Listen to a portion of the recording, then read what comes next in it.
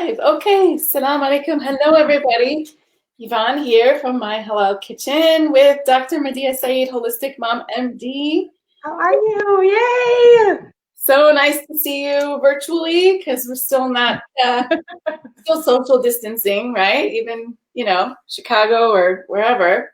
So we are coming to you live every Wednesday, same time, 11:30 a.m. Central.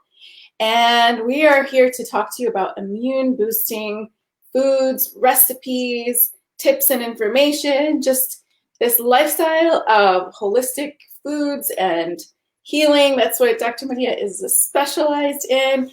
This is her book, The Holistic RX. You guys should definitely get this book. This is my book, My Halal Kitchen.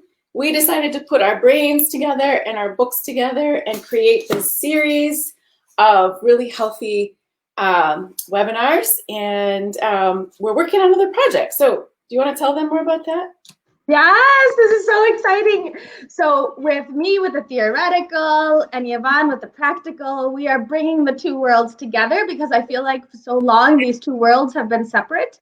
And I really think that what we're going to be doing is we're bringing these two worlds together, where we have the medicinal and the practical all together on how we can heal straight from the kitchen, from our house, and how anything that you put in your mouth has a healing benefit. Yeah. Plus is super practical and easy, and that's where Yvonne's going to help show us the tricks and the tips of the trade. Yay! So this is exciting.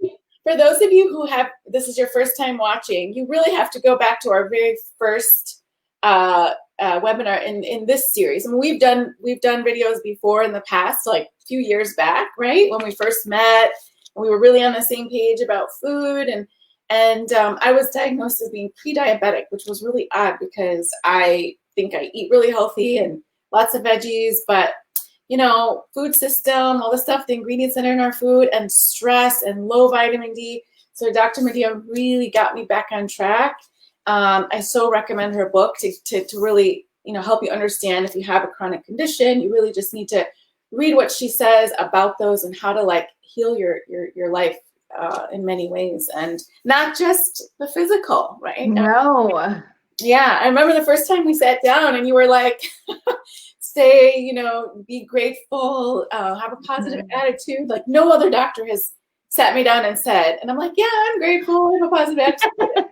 But you were like, practice it every single day. Absolutely. Because we think, especially now, I mean, we're all starting to come out of our homes a little bit more with social distancing becoming a little bit lax in some parts of the country. But I think we're in this fear-based society, and that's why our consciences are naturally negative. So we need to, that's where are we using consciously trying to change our subconscious to be more positive will help basically everything. Yeah, and this is a time where people are really looking more to their health. We're looking to we can't prevent everything that happens, right? I mean, everybody's trying to be very clean, hygienic. That should be the case anyway, regardless of a pandemic. But I think we're just really we have more people have more time to look at what are we eating and to eat healthier and invest our resources, our money into healthier food. And I think that's a positive change that's come out of this. Absolutely. So for those of you who are joining, you don't have to be a halal eater to benefit from what we're saying.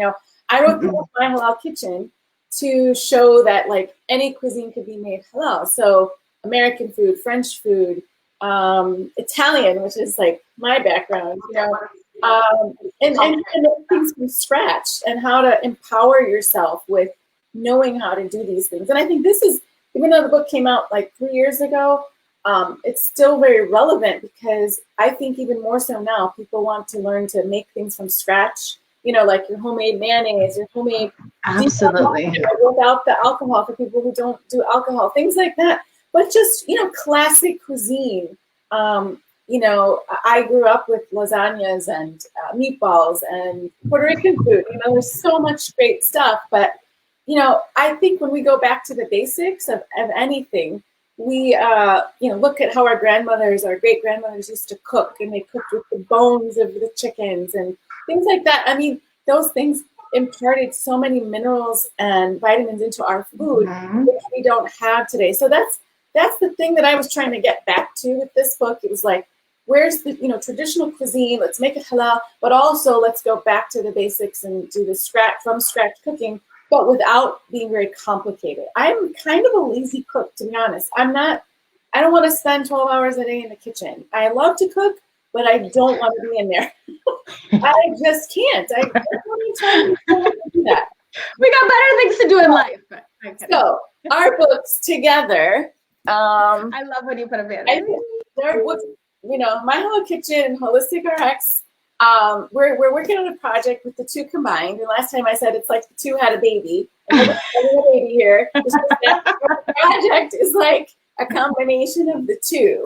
So that hopefully you guys will see in the years to come. But for now, we're taking every week to talk about something different. So today we're talking about healing dinners. What does that mean when I say healing? Or why did we, can you tell everybody why we came up with the concept of healing lunch or healing breakfast or healing dinner? What does that mean?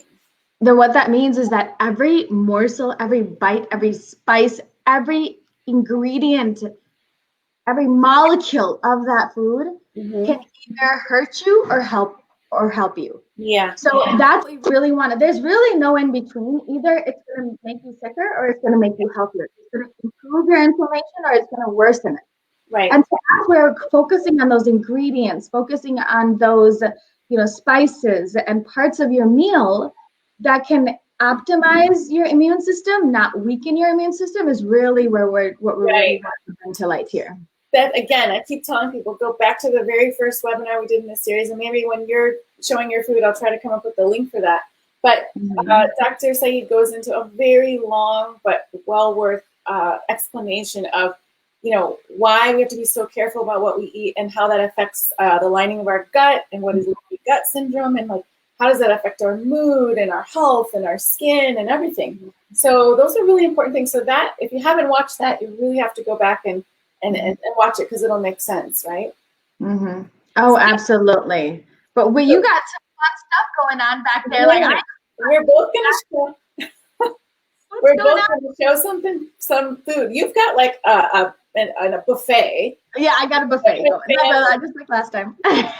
And I'm just going to show one recipe because you guys asked last week. We were talking about, how did we get on the topic? I don't remember. I think we were talking about pasta, and then I'm like, I use this, and they're like, no, you. I'm like, I've never learned to make pasta sauce. It was great, but Sicilians, I think we have more of like a classic way of making sauce, and I don't know, like I've never seen my grandmother put lots of veggies in sauce, but it doesn't mean you can't, but everybody has their traditional classic thing that they stick to.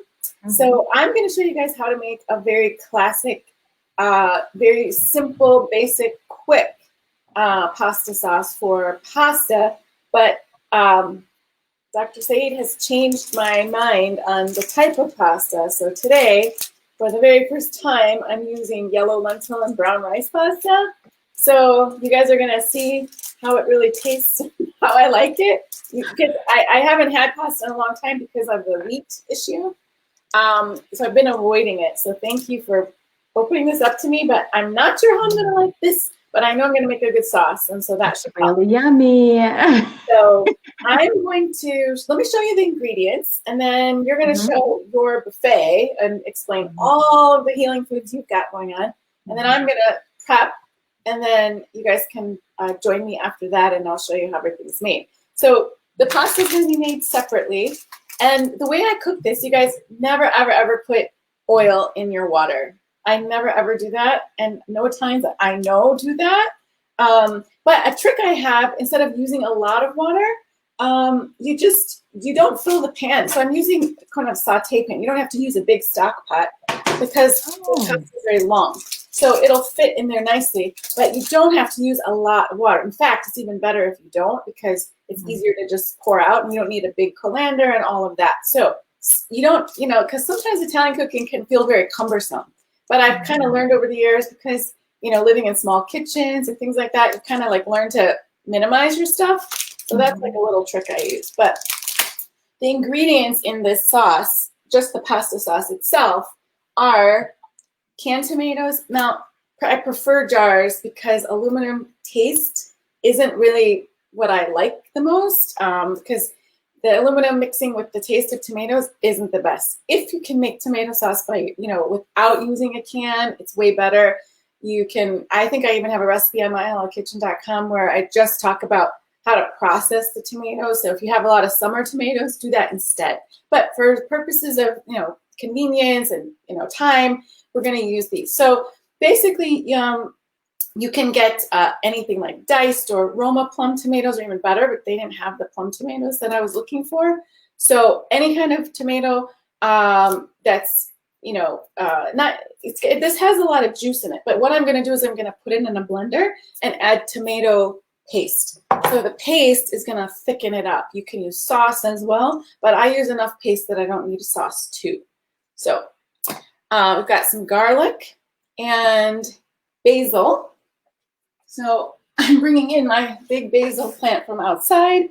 It's just got, just a fresh basil. I actually have snipped a lot of it and put it in water, and I'm getting even, the roots are coming out of those, so I'm making more basil plants. So basil's really, really forgiving when you cut it and then try to reroot it, but it smells really great. So I'm going to put quite a few, maybe 3 or 4 basil leaves in there. That's it. You can add other herbs like dried parsley, dried oregano, but I tend to stick to just the basil and garlic. So that's kind of pretty much it. And what I'm going to do is saute the garlic in olive oil. And now here's the trick, another trick. I'm not going to use really expensive olive oil to saute the garlic or like a really high grade olive oil, because that I want to use to top off the sauce. That's the most important part of it. So I'll use my zeytin Turkish olive oil at the very end to top off the sauce. You guys have to get this stuff. This is, I did an interview with the founder. I don't know if you saw it, Dr. Saeed, but this is a really awesome olive oil coming from Turkey, and we're holding it. We've got it in our store now because it's just delicious. But I won't use it to saute because it's a really high quality, and I don't want to, just put it over the fire. So I want to keep this one, protected and use it to top off the sauce. If you don't have any like lesser grade olive oil, you can use like a grapeseed oil, but I don't, the taste is very neutral, very flat. So you can use it, but it's not going to give like that sort of olivey, flavor that olive oil gives, but that's an option. And that's really it. So that sauce is going to cook like 10 minutes. If you have all day to keep it cooking and boiling and, not boiling, simmering, then it's fine. It's good to do that. But to be quick, you can, make it happen in, 20 minutes or so. It's fine. So that's what I'm going to be working on while you show everybody all of your buffet of healing foods for dinner. Absolutely. Oh my gosh, that was so. If you guys benefited from that just as much as I benefited from that, please like and share. Please ask as many questions as you want. We're both here because I know she is just full of wealth of knowledge. This one, so awesome. So I can't wait.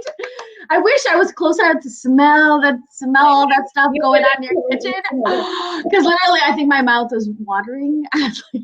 Well, I'm going to show you guys how quick this is. So while you do your whole spiel about your foods, I think this is going to get underway pretty quickly. Okay, perfect. And someone is saying, I didn't know you can root basil. So I'm going to go outside and grab mine and show it to you guys. Oh, that would be awesome. Awesome. Yeah. All right. Awesome. I'll remove you and then you just let me know when you want to come back in. Excellent, everybody. This is so exciting. Thank you again for joining me today. This is so much fun. So what we're going to go through is I'm going to just do a quick snippet again of those foods that we want on your life.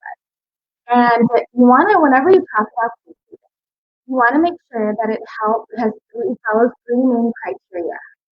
just a recap for all those people that are missing.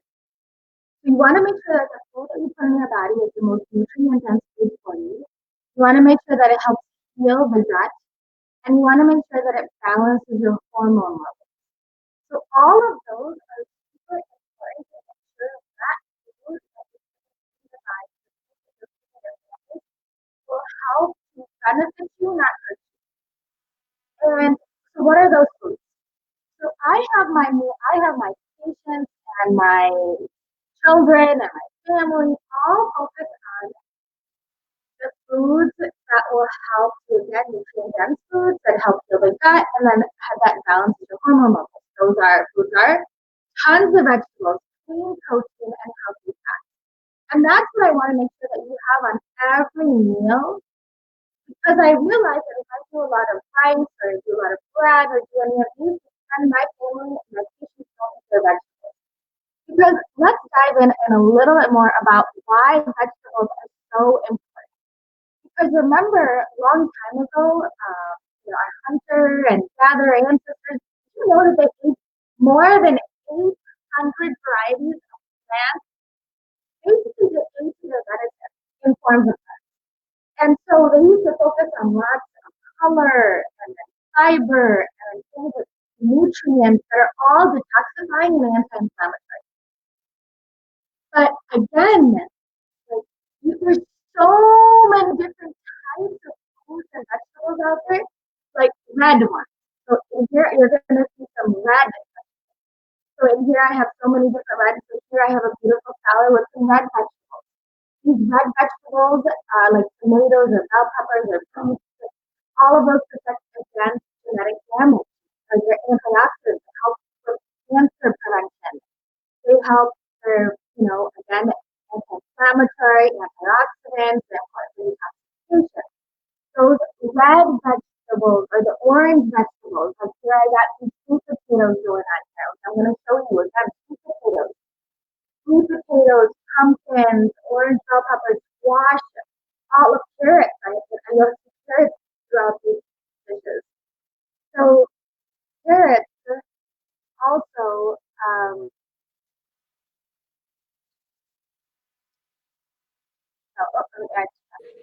Medea, we can't hear you. Your mom. Yeah. Can you? Okay. Yeah, we're trying to tell you. Yeah. Take the headphones off or something because they're really muffled. It's muffled? Yeah. What about now? It's good now? It seems okay. So that's where sometimes, like when I took myself off, sometimes I think it muffles and sometimes it doesn't. So can I just leave you there?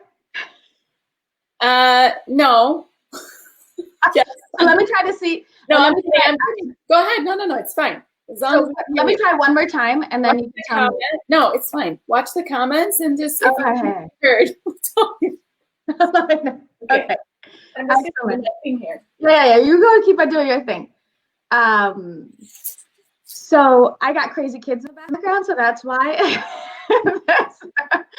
That's what I really wanted to. But then we have is, again, your orange vegetables we talked about. And how those orange vegetables have alpha carotene and beta carotene that all protects your eyes and your skin and it protects against cancers. Then we have is the yellow vegetables. And what are those yellow-green vegetables? Those are like avocados, spinach, turnip, mustards. So here I got some spinach here that I'll go through. Again, those signal the carotenoids lutein, which basically is beneficial for your eyes. It helps protect against atherosclerosis. And then, so all of those, again, super green veggies, right? And then again, green veggies, phytochemicals, all of these other super antioxidants, raise your glutathione, which is a super antioxidant for your liver. It boosts detoxification and inhibits carcinogens. So over and over, so many benefits. Then we have is our leeks that we're going to talk about here. Here I got some leeks going on, leeks and my mushrooms, but leeks specifically, did you guys know that those are all immune boosting? They're filled with anti-cancer. They have antioxidant detoxification activity going on. They have sulforaphane, which is basically found in cruciferous vegetables. And again, that prevents cancer and improves antioxidants and activity. And then we have is your blue vegetables. So then we have is your purple potatoes. So purple potatoes, did you guys, instead of the other potatoes, did you guys know your purple potatoes can really help to, they actually eat the cancer cells. That's what's so crazy. So instead of like one different type, you can have like your purple potatoes, and those, they prevent cell aging, they improve the vascular cognitive function, they actually improve blood flow, they reduce inflammation and inhibit DNA damage in the brain. So I've been cooking them lately a lot. They're available in the stores nicely. I've been making them quite a bit. Yeah, so they're so and they're actually really delicious. My kids love them, and we do purple potato chips with those, so it's really a lot of fun. And then again, the brown foods again, I've sort of put them on in here, and those brown foods are so powerful again, because of the fact that specifically like mushrooms have beta glucans, and that keep your immune system alert. We've been talking about immune systems, so they keep your immune system alert. Antioxidants that lower inflammation, and they grow in rich soil that helps to increase the biodiversity of your microbiome, and they're super healing. Super healing. So again, remember, so they improve your microbiome, which is the bacteria in your gut. They help with detoxification. They destroy your cancer cells. They actually protect heart and lower blood sugar, provide fungal and antiviral, and all of these. So there's so many different types, again, like shiitake, and here in this one I use shiitake mushroom, reishi mushroom, cordyceps, turkey tail. I mean, like, there's so many different types out there. So the dishes that I wanted to really quickly show you guys, and the reason why I dove into that a little bit more was to show you that the benefits of all of these vegetables are really important. And so that is what you want to, because remember, we talked about food should be nutrient dense, helps heals your gut bacteria, balances out hormone levels. And then you want to make sure that those foods are your vegetables, clean protein, and healthy fats. This is why in my daily household routine, I don't give the kids grains or dairy or sugar or processed foods, because all of those can become pretty inflammatory. Plus, on top of that, most people don't get enough vegetables. We need to bring the spotlight back to vegetables. And so all of these dishes, you'll see there's like, oh my God, where's the grain? Oh my God, where's like the fun part of the food? But you're still going to get the same phytonutrients just by, replacements. So let's go through those again now. So here in front of me, we have this delicious plate so I have a salmon. So here I cooked the salmon. Again, I know me and Yvonne are going to go through these in a little bit more detail later on about, we're going to do like a separate fish one and then snacks and things like that. But specifically, like, I just wanted to show you how easy it is. And here we have a salmon that I've cooked. Again, tons of omega-3s, really helps your mind, body, soul heal. So incorporate those DHA, EPAs, omega-3s. And then we just talked about leeks and mushrooms. And I just sauteed the leeks and mushrooms with a little salt, garlic, turmeric. And that's, again, we use a lot of turmeric in my cooking. The turmeric in and of itself, remember, is anti-inflammatory. We all know that. So I use a lot of turmeric. And then here we have sweet potatoes. And we just talked about the benefits of sweet potatoes. Sweet potatoes, and then your purple potatoes, which, again, huge meal for my children. My oldest is 12 years old. Like, if he just fills this, he doesn't need anything else. So it's really, really delicious. Then the other things that we have going on is, again, you're like turmeric. So we just talked about turmeric. So I'm just gonna put these here. I'm gonna try to see if I take this over here so you guys can see this. Perfect. So then the next vegetable here, the next plate that I have going on is so I've done like a quick chicken. Quickly, remember, I did do a little turmeric chicken where I saute in a little bit of oil, just some chicken thighs, and then I put a lot of ginger and garlic and black pepper and lemon and turmeric, and really that's it. And that in and of itself is so powerful because it's anti-inflammatory. So I actually call this my anti-inflammatory chicken. Delicious. And then you just do it with a side salad, and we talked about the benefits of avocado. Huge benefits, great healthy fats. You can drizzle this with a little olive oil, and then everything will just be so satiating, remember? So we talked about your vegetables, clean protein, and healthy fats. Again, your vegetables, your clean protein, and then the healthy fat has been drizzled on with the olive oil. So here's another dish. So I'm gonna just keep on, pull this back a little bit here so you guys can see that.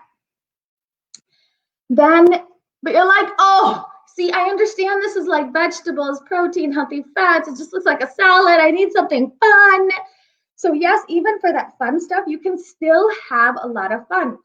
And so here what I've done is done some chicken. So I just quickly in avocado oil, you can also do it in coconut oil. I fried up some chicken wings, just a little bit of chicken wings, just for the kids with tons of spices. But then look what I've done with it. So just a little bit. If you guys see, most of my plate, 70% of my plate is filled with vegetables or clean protein, so vegetables or healthy fats. So here we've done some chicken wings that my son is actually eating right now. So with a huge salad, right? And this salad is a coleslaw.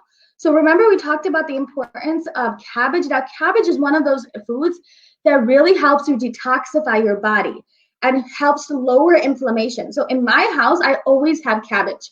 I could put it in between two pieces of, I could put like a hamburger patty, or I could put something in another chicken patty or turkey patty, and then I'll just put two slices of cabbage around it, and now that's their cabbage.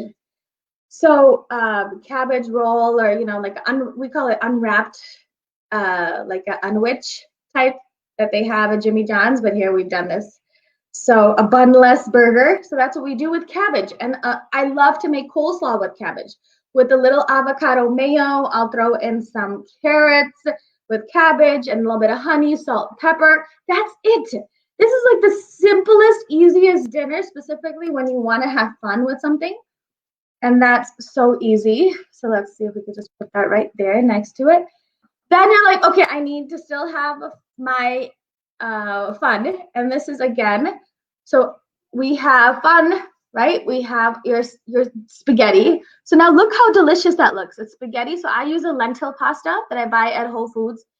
And it does take a little bit longer to cook, but you just want to check to see the texture and the softness of it. But again, so super powerful where you can just steam this, and we're going to talk, and this is where Yvonne's going to show us how to do this. And then with the side salad. And the last one that I'm going to quickly show you guys is that curries. So I'm Indo-Pak, was born and raised here in America, but my culture is all from Pakistan. And so therefore, like, we need our curries. And so in my house, my kids love this spinach curry. And I take like a little bit of goat. I first make the bone broth with goat. And then I'll add into tomatoes and the onions. And actually what I do, I'm gonna say this really quietly because my kids are listening. I actually put collard greens, spinach, and dandelion greens into my curries. Because why? Because the dandelion greens are super detoxifying, and it helps the liver, lowers inflammation. So, and now they're deleted. And then I actually make at home, I make a naan out of arrowroot flour. So it's 2 cups of arrowroot, half a cup of almond flour, 2 eggs, and 1 cup of coconut milk with some spices. It turns into like a pancake batter. And you can make these delicious tortillas, or make it a little bit thicker for a naan. So super delicious. So again, so many different varieties here. Like, let me see if I can pull this back a little bit more. here so then I can show you how delicious all of these meals. And I just did these quickly. I actually had some of these already done. These are easy, quick meals that anybody can do. These are healing lunches. I'll have like a picture in the comments also of, so if those people had missed some of these. But again, these are easy, quick, simple lunches. All of these look so delicious and they smell so, so good. So I'm gonna put that aside and we're gonna bring Yvonne back here. Well, I'm gonna add you back to the stream. Hey. As I pass off lunch to my son. So now this becomes lunch. So I'm gonna leave this here, and their kids will probably just come by and eat. Isn't that the best? Like you just cook on your live episode, and then you have food for. Yeah, I've done that. Like he just came up right now for dinner, for lunch, and so he's like, "Ooh, can I have one of those?" I said, "Wait, let me show you first." So that just proves that this can be, lunch or dinner, depending on where you eat your biggest meal. I actually prefer to eat the biggest meal in the morning, in the mid-afternoon. I don't like to eat too heavy at night, but so those look so delicious. And are we gonna have those recipes somewhere? Yes, we're gonna start. We have. Okay, you want to take it? Good boy. He's probably happy to do that. Oh, he's so excited. So, okay, where will the recipes be? Because I know people. So I have. I'm gonna post a link. I do have some of these. One, I have recipes in my book at the back of the book, and then I have recipes on my social media. And on top of that, I'm gonna post a link for my healing bundle that has 25 of my recipes that you guys can start with right now, and has a lot of these recipes in there. Awesome.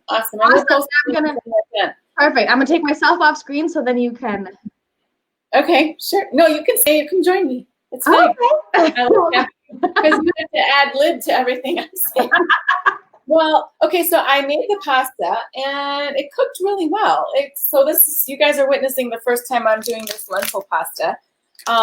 It says that the ingredients are lentil flour. I can't read it now because it's like very clear. Where did it go? Oh, there it is. Organic yellow lentil flour and organic brown rice flour. Wow. Yeah, there's so many different varieties out there. I know, yum. So it doesn't have a cooking time, but typically a bag of spaghetti pasta like this is like 10 to 12 minutes. Mm-hmm. I kind of eyeball it, but I also go al dente. So I'm pretty much done. While you were talking, my pasta was cooking. Oh my gosh, how easy is that now? So this is how we always do our pasta. So you get your big bowl, right? And American pasta dishes are way bigger than the Italian ones. If this was being served in Italy, I think it would serve about 6 people. Okay, so please don't mind the portion. I'm just showing you because I cooked an entire bag. But in Italy, pasta wouldn't be served as a huge main dish, and I think that's much better. So I would serve this entire dish with a side salad, maybe a couple pieces of chicken, something like that. So there's some protein as well. But to the bottom of the bowl, we add some olive oil. So I'm going to use that really good Turkish olive oil, zeytin, that I talked about. And it's available in my online store now. So I'm so happy that we're able to collaborate with them because they're getting this olive oil from Turkey. And look, I want to show you guys this color. It is beautiful and golden. That's how your olive oil should look. Okay, so I put a little bit at the bottom. That way the pasta doesn't stick either. You never ever rinse it. Never ever. Do not rinse it. Do not salt it. Do not put oil in the water. Nothing like that. So I've basically taken out most of the water and just going to stick it in the bowl so that it doesn't stick.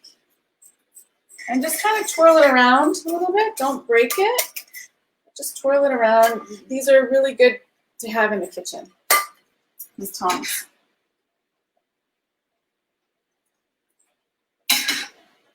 And then I'm just going to set it aside because my sauce is almost done. So obviously you do this pasta last minute, like 10 minutes before your sauce is done, basically. So in this case, because the sauce is very quick, I'm kind of doing it almost at the same time.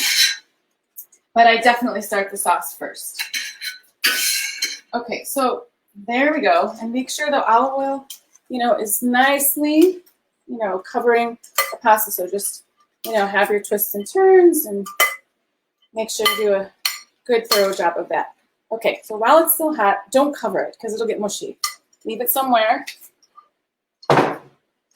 Now let me go back to my sauce. So while you guys were talking, what I did was I took 1 can. So this is enough for this pasta dish. So you can do more sauce, but we don't do a very saucy pasta. 1 can of this, and this is diced tomatoes and juice. But I prefer the plum tomatoes, but I didn't have where I was. So it's so funny because the grocery stores are not having everything that we're used to seeing. So you have to take what you can get. So I put that the whole can in the blender, just blended it up. And what you're going to notice is that the color of the sauce changes. So it goes from deep red to like a pink. So that's why a lot of Chicago Italians call it like pink sauce, because it kind of changes color and it's more natural. It's not like the jars. The jars of sauce are very, very red, if you ever notice. But a homemade sauce is typically a little bit more pink. So I didn't finish this because I want to show you guys the process, but I had to get it started because of time. But what I did was I minced like 2 cloves of garlic. So 2 just normal sized cloves of garlic, very antioxidant, antiviral, right, Madhia? Yeah, she's muted, so she'll come on. So what I did was... Yes! Awesome! So good! So I sauteed that in my lesser grade olive oil very gently, because you never want to... If you burn garlic, you kind of ruin the entire dish, and that's just not a good thing. So you gently, gently, gently saute the garlic in your olive oil. So like on like a low to medium, watch it. Don't step away from the stove. You don't want to burn that precious garlic and precious olive oil. Then I added that whole can of crushed tomato into the pan. So it's it's a small Dutch oven. It's not very big, if you guys can see. Oh, there. Oh, good. Now you can see better. Okay, so I let that simmer. We also want to add basil. That's my grandmother's sauce. Never went without basil, but never wash it too far ahead of time because it gets black. So I wash it like right before I'm going to use it. And I'm just putting like, 3, 4, very pungent leaves in there. Sauce is not sauce without the basil. You can add a little bit of dried oregano, dried parsley if you want, but I keep it to my grandmother's recipe. So you can do it, but I kind of leave it like this. My grandmother also always put sugar in her sauce because tomatoes are quite acidic.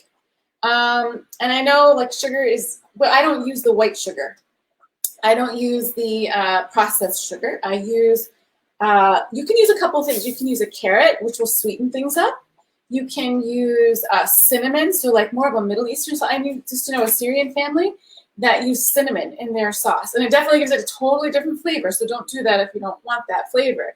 But that's another way it kind of like softens up the acidity of the tomatoes. Or you can do like a brown cane sugar if you want, but a very organic brown cane sugar. So I might do like a teaspoon of that. Just a little bit to get that acidity out of the tomatoes. Okay. Now the other thing we're going to do, I wanted to show you guys the basil. Some of you were asking about rooting it. When you take the stems off of the basil plant and put it in water, this is what happens. I don't know if you guys can see all the roots, but that's after like a couple of weeks. So you can actually take each one of these and plant them and have your own plant. So never just buy a basil plant once every season, root them, and then you have like a ton of plants the rest of the summer. They don't do well for the following year, but for every summer you can just buy one plant. So I want to add a little bit of tomato sauce or tomato paste to the sauce to kind of thicken it up, because remember, this was in juice. The tomatoes in the can was in juice, so you don't want to have it too thin. So these tubes are awesome. I love these tubes. I think these are from Italy, which are great. So they have this little metal piece, and then you just take the cap and turn it upside down, and it punctures it. It's really cool. And I just add about a tablespoon of this, a tablespoon or two, just eyeball it, okay? And just stir it in. And my grandmother also taught me, listen to your grandmothers. She also taught me never ever to use a metal spoon when using, when making your sauce, because that, again, it's all about the tomatoes and the acidity. So she always said it gave the tomatoes a really weird taste. So always, always, always use a wooden spoon. There's a reason why wooden spoons are sold. I know in Turkey, they were making them by hand, and they were so inexpensive, and I would just go to the markets and say, gather like tons of spoons, because I just love using wooden spoons in my cooking, because it just doesn't affect the flavor. I mean, think about it. I mean, I know, Dr. Saeed, you talk about that a lot, in terms of the type of cookware we're using, and, materials need to be natural, right? Think about the old ways people used to cook, right? I mean, it really has a lot to do with our health and the taste of the food. Absolutely. They knew how things mixed. They knew how materials mixed with food. And so, let's get back to like the real wisdom in life. So, no, I love it. I know a lot of time they used to use cast iron. Yes. And even now they're showing the benefits of these. So like the wooden spoon has so many more benefits. All this plastic stuff that we're using, we got to get rid of that. Yeah. Especially like the materials that are carcinogenic and things like that. I mean, I use cast iron cookware. I use stainless steel, but I really prefer. I preferred like terracotta. I was buying a lot of terracotta in Turkey. They still use. I wish I had it. I don't have it here. Oh, maybe I do. Yeah. These kinds of pans, they're so inexpensive, and they're glazed safely, and then you can just use these in the oven for baking. Oh, how awesome is that? Yeah, really inexpensive, and you can find them in the US like very easily. So okay, your sauce the sauce can be a little chunky. It depends what you want. Do you want chunky? Do you want smooth?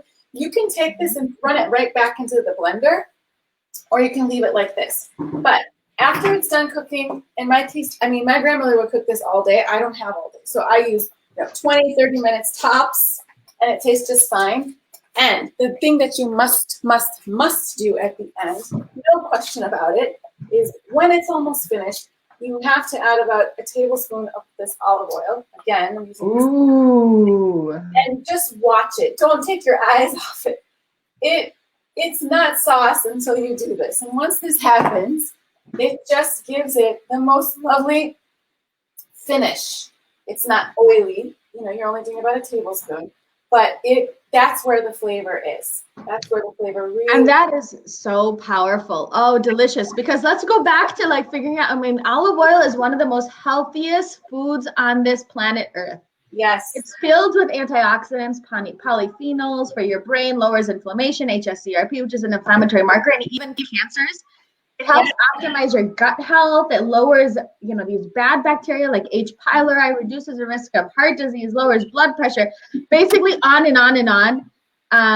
So it has so many anti-inflammatory properties, and it's really good for your immune system. So adding it in is so important. Yeah, and the tomatoes too. I read a study once that talked about how it was about sunscreen, and it was saying that a lot of the sunscreens that we have are not very healthy. They actually block, important. Well, I don't know about what it's blocking, but the science. Basically, what I'm trying to say is that they were saying that people should eat more tomatoes in the summer because it actually is like a natural preventative for sun damage. Have you ever read that? Because it has all of those really good nutrients to help protect the skin. But again, I have to put a warning out there. There are some people that can't tolerate nightshades. Yes. But for most, I haven't met a lot of those people. Like out of 10 patients that I'll see, maybe a half of one may have an issue, may even have an issue. So it's not something I routinely see in the clinic. Yes. Because most people can tolerate it, but especially if they get rid of the wheat and the grains and the dairy and the sugar and the processed foods, and they're able to tolerate all of these other foods. But I also think probably if we're going with organic, non-GMO tomatoes, there's probably a difference, I would imagine. Oh, absolutely. You know, I'm longing for the tomatoes back in Turkey. They just really tasted like tomatoes. I mean, it's been years since I tasted. We think about it. Tomato is one of those things I think we've just sort of accepted, like, oh, you just cook with it, throw it in, and that's it. But really, it's supposed to have a flavor. It's supposed to taste, you know, if you haven't tasted a real tomato, you haven't lived. I'm serious. You need to go someplace where the tomatoes taste real, or grow them yourself, because then you will not accept the quality that is found in most stores, you know? So I'm very picky. I think it's a birthright. You have to be picky about tomatoes if you're Italian. So anyway, got your plate, and we don't smother it in. We smother it on, and we don't put the sauce in the big bowl. We kind of just put it on top, and you can add a little bit more if you want. But this is kind of the time that we would maybe add a little fresh parsley, or you know, some, like, I can't handle too much of the dairy, you know, the cow dairy, like, but I can handle like a Parmesan because it's usually from sheep. It's like a sheep's milk cheese, which is just digested just easier for me. I don't know why, but that is the case. So that's it, you guys. I mean, this is like, you can make this so easily on a weeknight, right? I mean, you can make the sauce ahead of time and then refrigerate it and warm it up. And like, that's it. Make the pasta in 10 minutes and you're done. See, that's it. That is the simplest, easiest, quickest way that I know to make a real homemade tomato sauce. Don't buy the jars if you don't have to. Oh, that looks so delicious. And then the lentils and that pasta, again, filled with zinc and iron and folate and potassium and magnesium and all of those deliciousness. That's right. There's lentil pasta. So I should try it, right? Because I've not tried it ever. This is the first time. Because of you, I will tell you I was reluctant, but we'll see. Well, then I don't know about this one specifically, but so you can let us know how it is. But I know this one here is, I'll be sharing, like, look around like a dinner date. Look at that. Oh, it's pretty good. You can't really taste the difference. No, and especially if it's even longer, maybe it'll be less, you know, however people want to do it, right? My sauce is really good. Oh, it just looks really good. I can smell it here. All of it. Delicious. They need to have television. But umami, yeah, someone is saying the umami flavor. Yeah. Did you guys see the article I posted recently? It was about the 12 Turkish foods that have umami flavor. Most people consider Asian foods to be the only ones with umami. It's like the fifth sense or something. But they do mention tomato paste in there as having umami flavor. Just, it's like a different level of on your taste buds, you know. So look that up, you guys, if you haven't read it. But food should taste good, right? We're not eating, you know, for exorbitant pleasure, and we're not eating just to, you know, only for nutrition. You know, it should have that balance of being really tasty and pleasurable. Like, what's wrong with that? Enjoy what you're eating. Don't suffer. You know, that's why I don't like diets. I don't like trends. I just want real food. I'm really picky about traditions and, you know, having things taste the way they're supposed to taste. And not, you know, I don't want to compromise on that. Because there's a reason why we were given our taste buds. There's a reason why foods have different flavors. Why, you know, why accept anything less than that? I think that's my soapbox. Oh, love it. I like your soapbox. I'm not fond of olive oil. What's the best olive oil you can suggest that is not heavy and dense flavored? For pasta? Are you asking like to make pasta dishes, or just anything else, and anything specific, anything in particular? Maureen? Maybe she can tell us, because I don't know, for it depends on the cuisine. I would say if you're making, you know, an Asian inspired dish, you can use coconut oil, right? Extra virgin coconut oil. What else would you suggest, Madiha? I mean, I think I really feel that. I mean, I think if she's using a really good quality of olive oil, she shouldn't find that She doesn't that it like has the habits. Oh, if you just don't like it. Yeah, she doesn't like it. So what would you suggest in here? So like there's avocado oil. I know that one. So for those people can't handle a lot of that taste, I know avocado oil still gives a butteriness that you want, but then not the heaviness of the taste. Someone made a comment that grapeseed oil is not that healthy. What would you say about that? So I don't use a lot of grapeseed oil. It is a little bit more refined. So what I try to do is I just stick to like the olive oil and the avocado oil and the coconut oil, because remember I'm using a lot of cooking and that doesn't have really a good high heating temperature. Mm-hmm. But again, olive oil is 10 times better. Avocado oil, coconut oil, I have ghee. This is how big of my olive oil, and I went through it in a month. Look at Lydia. Mm-hmm. Oh my gosh! Wow. Yeah, I mean that's how much olive oil I use in comparison to the grapeseed oil. I bought that, and I've used like this much of it. I mean, in Turkey, my bottle is about this big, and it's from a neighbor. I mean, it's just, I think it makes your skin nice. I even put it on my face sometimes. I mean, look, any I think natural product coming that's unprocessed and unadulterated is really going to be the thing. Mediterranean diet is very popular, but it's not for everybody. I don't like that they use this, sort of tablecloth idea that like, oh, Mediterranean diet is the best in the world for everyone. It's wonderful. It's variety. There's abundance, but it's not the whole world. I mean, there's parts of the world have amazing foods and all natural things. So I think we have to just, find what's suitable, like where we live, what's available and unadulterated. Yeah. Absolutely. Oh, so I was really muffled. I'm going back to these comments. I guess I was muffled. Were you able to hear what I even said? Yeah, it was when you were doing the food, but I think you went back to it and repeated. Oh, my God. Extra virgin olive oil, when refined, is kind of suitable for desi cuisines. This is if you don't like its taste. I know it's not as healthy, but better when choosing an option not as deadly as corn or vegetable oil. Don't cook with it though. Don't heat it too much. That's my only worry when they say that, because you don't want to use extra virgin for high cooking. Like if you're frying chicken and all of that, you don't want to use it for that, I would say. Right? Yeah, no.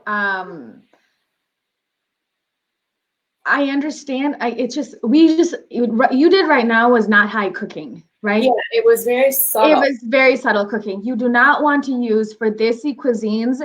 So here, when I did a desi cuisine with tons of vegetables and dandelion greens and collards and all of that, I use avocado oil. I use coconut oil. You can even use ghee if you want. And all of those oils can tolerate the high temperature. Yeah, I think those would taste better with desi food rather than, because there's also, like, think about it geographically. There's a reason why olive oil suits Mediterranean cuisine, or ghee suits desi food, or coconut oil suits because those foods grow together. So what grows together goes together. That's kind of the saying in gardening and cooking. What grows together goes together. So if I would say, like, you're right, avocado, ghee, and a coconut oil would be great for desi food. I think absolutely. I think it would kind of affect the flavor too much if you use olive oil. Perfect. Excellent. We're almost there. If you guys have any other questions, let us know. I just wanted to show you all dinner because I'm ready to dinner. Oh, wait. It's only 11 o'clock here. Lana is saying, I once heard Dr. Weil say it's okay to heat and cook it. Yeah, he probably means that subtle cooking that I just lower than 250. No, not the high frying, I would say. Even if you're roasting something, like when they roast a whole lamb, for example, if they would put any oil on it, doesn't need it because the lamb has its own fat. But let's say, for example, a recipe calls for roasting a lamb in the oven. You would maybe make a paste with olive oil and rub it in, but you wouldn't have it like a huge amount in there. So it's just it's not that deep frying or heavy high heat that no. you're talking about. And especially desi cooking. I know desi cooking, and that takes a lot of time cooking and under really high heats. So you want to make sure. And I know yeah.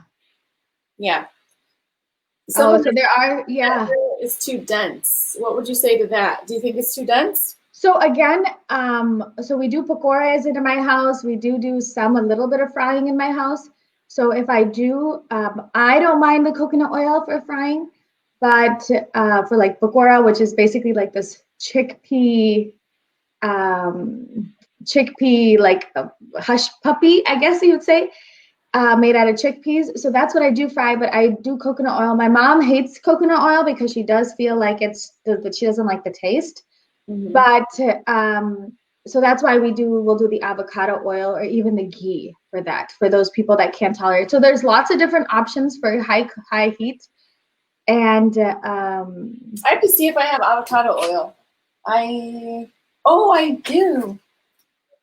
Oh, you know what? I have, yes. Oh no, this is almond oil. I thought I had avocado oil. I have pistachio oil. Mm-hmm. And truffle oil. So these gourmet oils that you find, I mean, pistachio oil is awesome, but these are not for cooking. These are finishing. Drizzling, Drizzling, like this pistachio oil, look how green that is. Mm-hmm. It's yum. It's got a very pistachio flavor, but again, it's only for salads. I don't use it for anything really else. Maybe on top of hummus or something. Same with the almond oil. It is not for frying anything in my book. So these gourmet oils are nice, but just keep in mind they have a different utility than your everyday cooking. So I thought I had almond oil. I'm going to have to get some of that. Any other questions? Any other questions? Because I'm ready to eat, and so is Yvonne. So Noreen is saying, is ghee lactase based?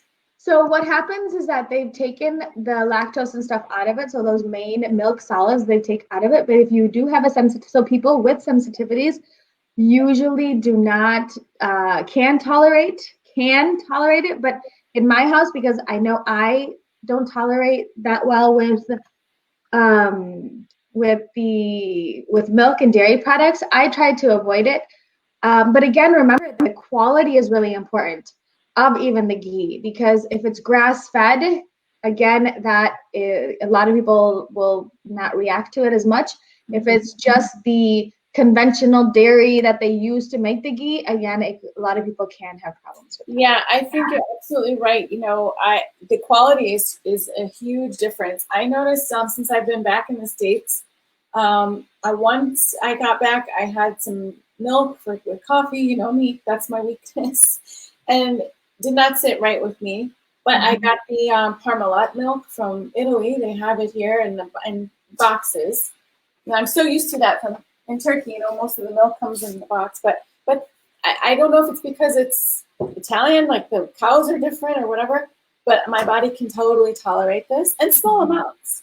I don't have a lot of dairy because of my allergies and things like that. But it's hard for me to do almond milk every day in my coffee. But there's a difference in dairies. There's a huge difference between organic and conventional, and then the European. It's totally. It's a huge difference. And I know for me, we do raw milk. Like I'll actually buy raw milk, and that raw milk is what I'll use with the yogurts. But I do have one child that is super sensitive. He has sinus issues, so I try to avoid all type of dairy right now with him. But then again, you add it in. It's just a little bit goes a long way. Yeah. I think anybody who has sensitivities or allergies, even if you think you don't, but if you really stop and think about it, and you make a journal of what you're eating and make a connection to how you feel, because I've had to do that plenty with my allergies and so on. And you can sometimes make a clear connection between what you eat and how you feel. I mean, it's gonna there is a consequence, but sometimes we just don't realize it and we ignore it. And that's where that mindfulness comes in that you're always advocating. So it's absolutely to really take time and enjoy each morsel of your bite and how it feels in your mouth. And because right now we're just literally I think, and these TV dinners, that's what we just totally got to stop. And I think what me and Yvonne did today for you guys is to really show you how easy it was. I mean, literally, Yvonne, that was like the fastest sauce and pasta that I have ever done. So if I can do it and Yvonne can do it, you guys can easily. I'm telling you guys, I mean, my whole world is about cooking, but I do not spend a lot of time cooking. I spend more time writing recipes and writing and working. I am not a slave to my kitchen at all. I refuse to be a slave to cooking. It's a waste of time to me. It's like, I want really good food, nutritious food, and I don't want to spend even more than an hour doing it. I really don't have the patience. Me neither. I don't either. Nope. It's not. Some people think that, when you're really big on cooking or you love cooking, that you just do it all day, and that's not me. I don't even bake that much because I'm that concerned about my time in the kitchen. I have a lot of things I want to do, so I think that this is proof that you don't have, in order to make even traditional foods. Like when I made this recipe first, and it's in my first cookbook, the Summer Ramadan Cooking Book, that's where this recipe is. My mom said to me, we used to spend all day making the sauce. And I'd say, I can't do that. I don't have that kind of time. And she really loved it. And she was, like, wow, this is tasting so great. You can add meatballs to it or whatever.